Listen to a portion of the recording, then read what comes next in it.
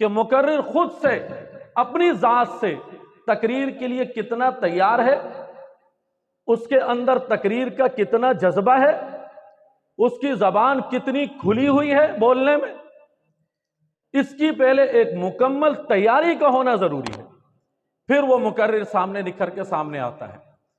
اب اس کے لیے پہلے کیا ہے؟ ایک عزم ہو، ہمت ہو، ایک جذبہ ہو، یعنی جس موضوع پر وہ تقریر کرنا چاہتا ہے وہ اس کی زندگی میں عزم ہو اس بات کا۔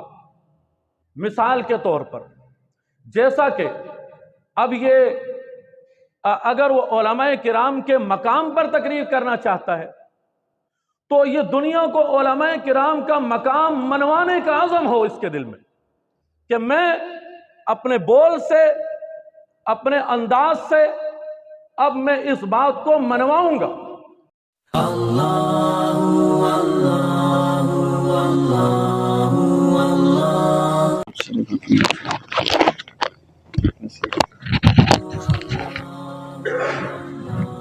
نحمدہ ونصلی علی رسولہ الکریم، اما بعد۔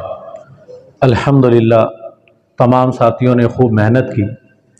سال کے آغاز سے لے کر بزم حسان بن ثابت کے اختتام تک بہت اچھی محنت ماشاءاللہ رہی۔ اب میں آپ سے کچھ پوچھنا چاہتا ہوں، وہ یہ کہ بھئی بزم حسان بن ثابت میں شروع سے لے کر اخیر تک ہر بزم میں شریک ہونے والے طلبہ کرام کون سے ہیں؟ وہ ہاتھ کھڑا کریں ماشاءاللہ۔ اور جو شریک نہیں ہوئے وہ ہاتھ کھڑا کرنا چاہیے یا نہیں؟ اندازہ ہوتا ہے کہ ہمیں اصل میں اس کی جو اہمیت ہے اس کا صحیح طریقے سے ادراک نہیں ہوا۔ بزم میں شریک ہونا طالب علم کے لیے کئی چیزوں میں صلاحیت کو نکھارتا ہے، یہ مشق ہے۔ اور فرمایا، ہم نے اپنے بڑوں سے سنا ہے کہ وہ یہ فرماتے ہیں کہ بھئی آدمی کے لیے دو چیزیں ہیں کہ اگر وہ ترقی کے زینے پہ چڑھنا چاہتا ہے تو دو چیزیں ہیں، چاہے کاروبار ہو، چاہے درس و تدریس ہو، چاہے دنیا کی حوالے سے کام ہو یا دین کے حوالے سے۔ دو چیزیں ہیں، ایک زبان، بولنا اچھا آتا ہو، بولنے میں صلاحیت ہو، اور دوسری چیز ادب و اخلاق۔ یہ دو چیزیں ہیں، دو چیزوں کے بغیر آدمی کی زندگی بالکل مشکل ترین حالات میں ہے، چاہے دنیا میں ہو، چاہے یہ مدرسے کی زندگی ہو یا دین کی زندگی ہو۔ تو بولنے کی جو صلاحیت ہے وہ پیدا ہوتی ہے ان بزم کے مقابلوں میں، ان تقریروں میں، اس کے اندر صلاحیت پیدا ہوتی ہے۔ اور یہ نمایاں بات ہے، جو آدمی بولنا جانتا ہو اس کے پڑھنے میں، اور جو آدمی بولنا نہ جانتا ہو اس کی پڑھائی میں، دونوں میں فرق ہر آدمی محسوس کرتا ہے۔ درس و تدریس میں بھی اور تقریر میں بھی، دنیا کے اندر جو نظام دنیاوی ہے اس میں بھی بولنے والا اور نہ بولنے والا دونوں نمایاں طور پر نظر آتے ہیں۔ اب جس کو نہیں بولنا آتا، اگر اس کے پاس علم کا خزانہ ہو، اچھی معلومات ہو، جانتا ہو، ہم مدرسے والے تو سمجھتے ہیں کہ بھئی یہ بہت اچھا جانتا ہے، ہمارے اندر اس نے اچھی پوزیشن حاصل کی ہے، محنتی رہا ہے، ساری چیزیں ہیں، لیکن دنیا والے اس کو کیا سمجھتے ہیں کہ بھئی اسے اتنا پڑھنا نہیں آتا، اور اس کے مقابلے میں جو بولنے والا ہے اس کے بارے میں کہتے ہیں کہ بھئی یہ بہت اچھا بولتا ہے، اس نے بہت اچھا پڑھا ہے۔ اس کی مثال ایسے ہے کہ بھئی ایک آدمی جماعت میں چلا جائے، چلہ لگا کے آ جائے، 4 مہینے لگا کے آ جائے، تو آپ کو اندازہ ہے کہ بھئی وہ کس طریقے کا بولتا ہے۔ 4 مہینے لگا کر آیا اور وہ بہت اچھا بولتا ہے۔ اور ایک آدمی مدرسے سے فارغ ہو کر گیا، اب وہ ابتدائی طور پر جب فارغ ہو کے عوام میں گیا تو عوام اسے کیا کہتی ہے کہ بھئی اس نے صحیح دلچسپی سے نہیں پڑھا، اسے صحیح پڑھنا نہیں آتا۔ اور جب تک اس کی زبان کھلتے کھلتے اس کی صلاحیتوں کو جب کھولے تو جب عوام کو سمجھ میں آتا ہے۔ تو یہ ساری کی ساری چیزیں پیدا ہوتی ہیں ان بزموں میں، ان مقابلوں میں۔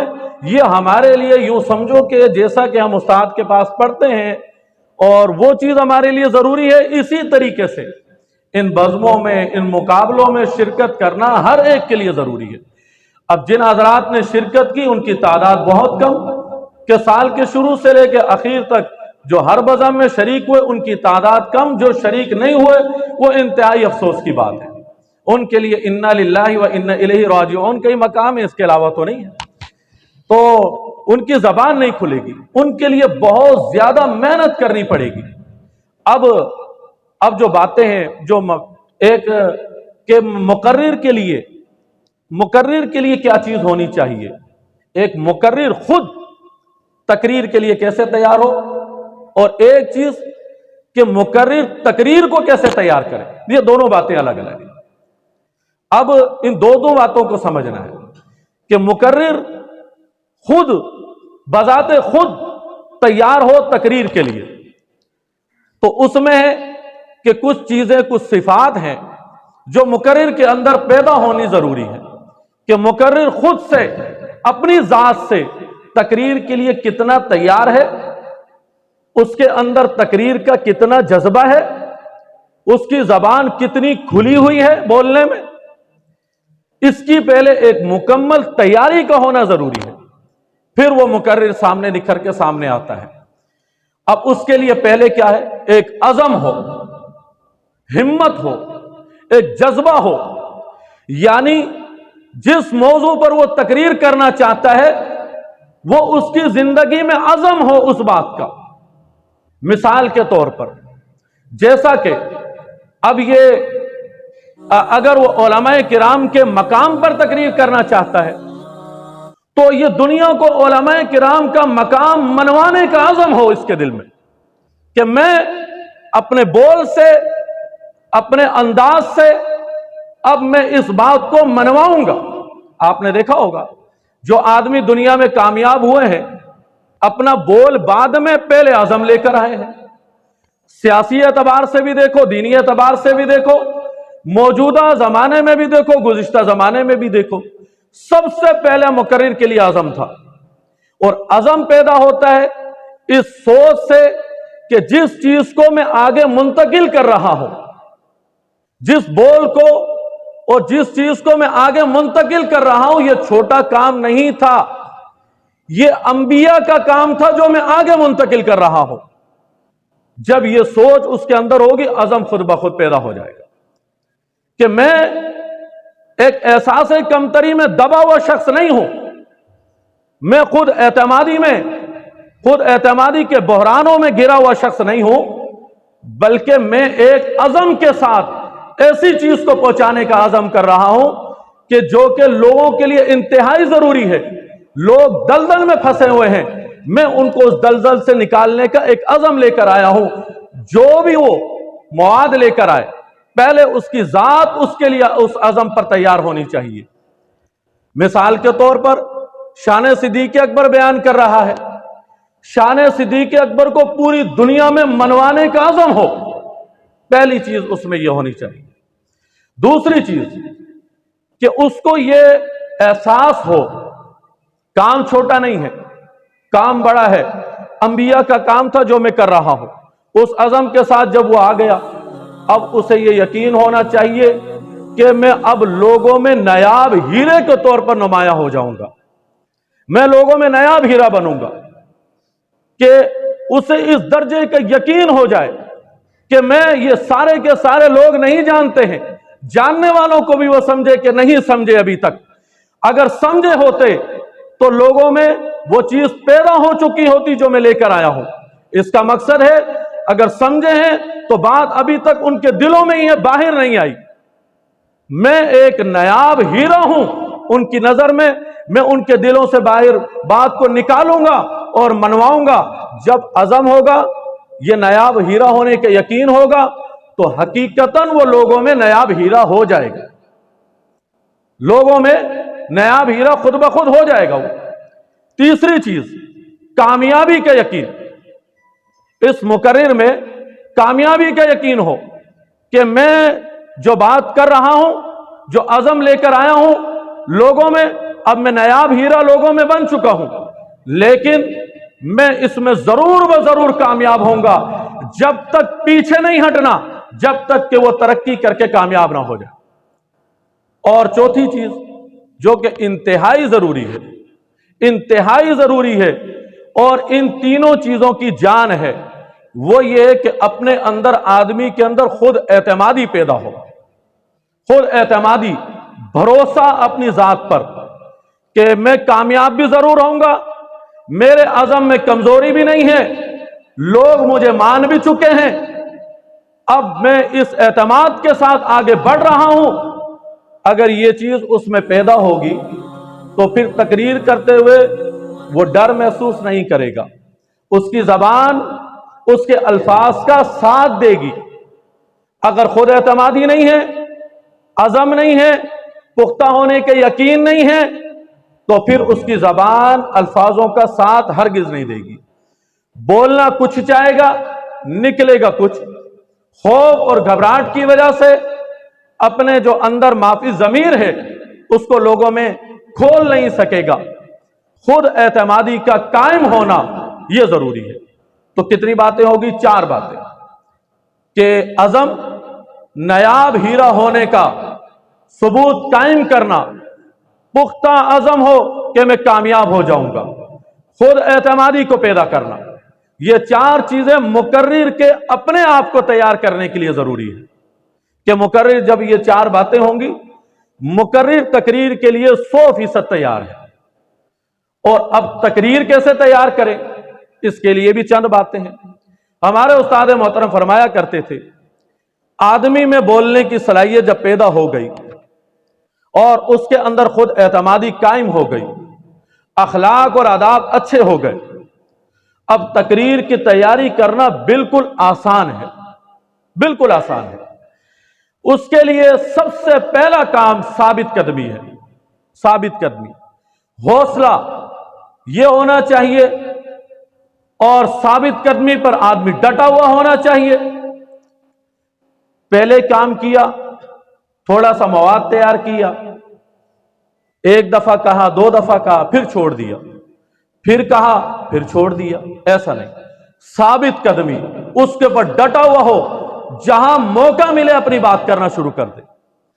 چھوٹا مقابلہ ہو وہ تیار ہو، بڑا مقابلہ ہو وہ تیار ہو، تھوڑا وقت ملے اس کی ذات تیار ہو، ہر جگہ پر ثابت قدمی کے ساتھ، مضبوطی کے ساتھ وہ اپنے آپ کو منوا رہا ہو، ثابت قدمی اس کے اندر نظر آئے، جمع ہوا ہو۔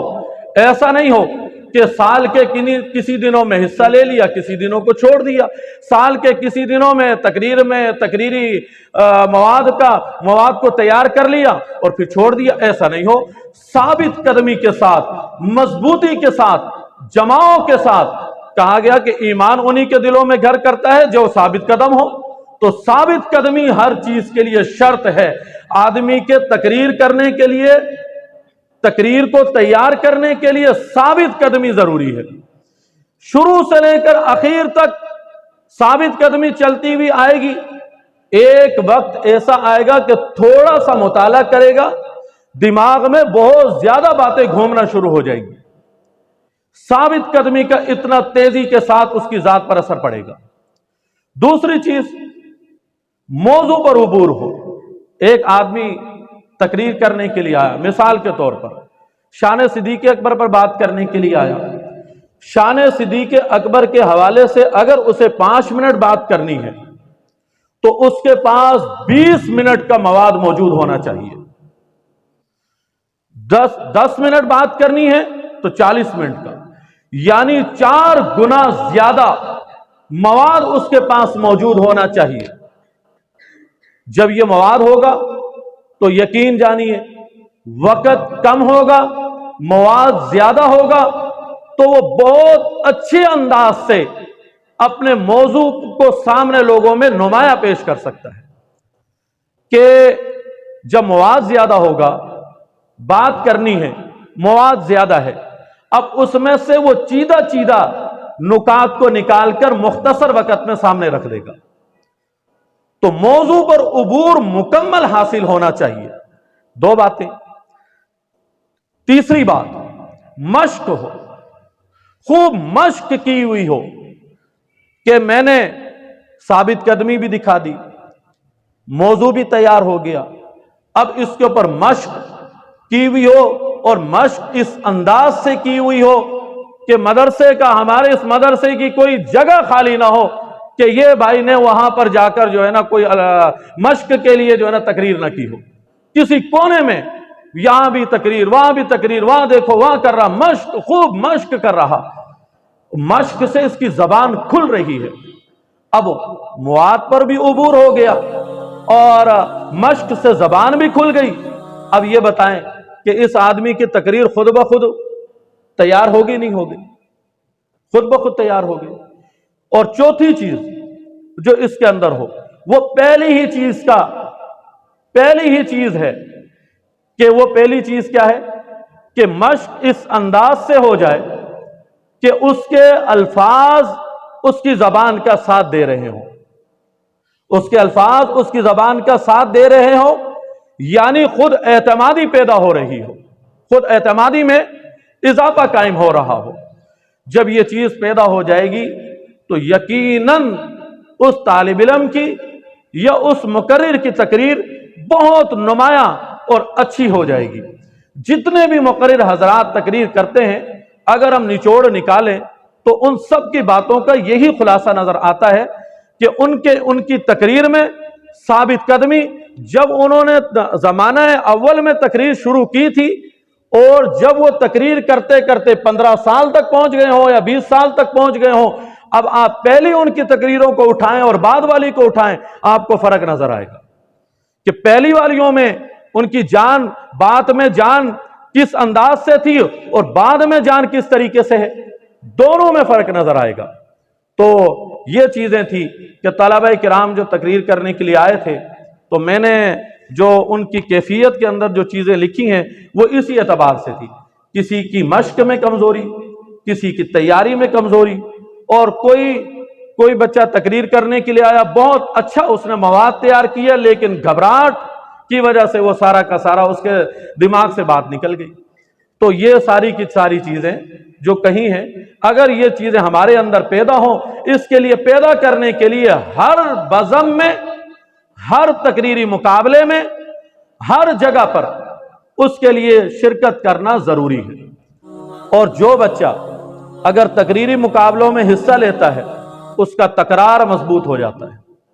جب اس کا تکرار مضبوط ہوگا تو آپ اندازہ کریں کہ وہ کس درجے کا مدرس بنے گا. اور پھر تقریر سے مقرر بن رہا, تقریر سے مدرس بن رہا. تو یہ اتنا ضروری ہے. بس جو کہا سنا اللہ پاک عمل کرنے کی توفیق نصیب فرمائے. حسبی اللہ و نعم الوکیل, نعم المولا و نعم النصیر. حسبی اللہ